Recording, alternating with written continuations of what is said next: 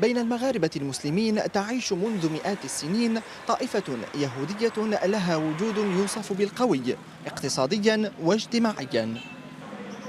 من 250 ألف نسمة عام 1940 إلى نحو عشرات الآلاف اليوم.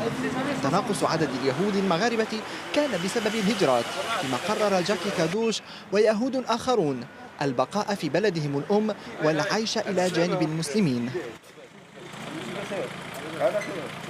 كيعيش معنا وكيتعايش معنا، ما كاينش المشكل بيننا وبينهم ولا ديك النظره اللي هي في شي شكل، لا كيتعاملوا معنا وكنتعاملوا معاهم بخير وعلى خير الحمد لله.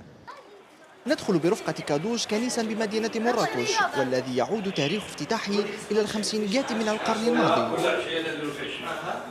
بعد فتح خزانة التوراة يشرع في الصلاة والدعاء بالعبرية، طالبا من الله أن تعم رحمته الشعب المغربي بنزول المطر وصلاح الزرع.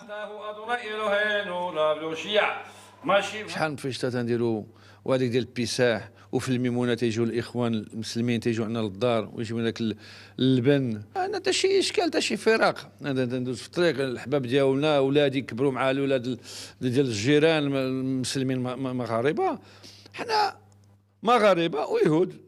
على الرغم من التعايش الواقع بين مختلف الديانات والأعراق بالمغرب، إلا أن هناك انتقادات توجه للقانون المغربي في هذا الصدد.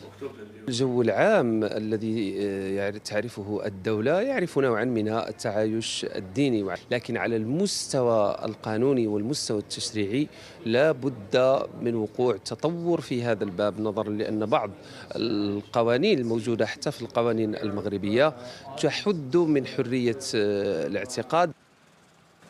تمثل الأقليات الدينية في المغرب حوالي 2% من اليهود والمسيحيين والمسلمين الشيعة، فيما يمثل المسلمون السنة الأغلبية الساحقة بالبلاد بحوالي 98% من مجموع المواطنين البالغ عددهم 33.8 مليون نسمة.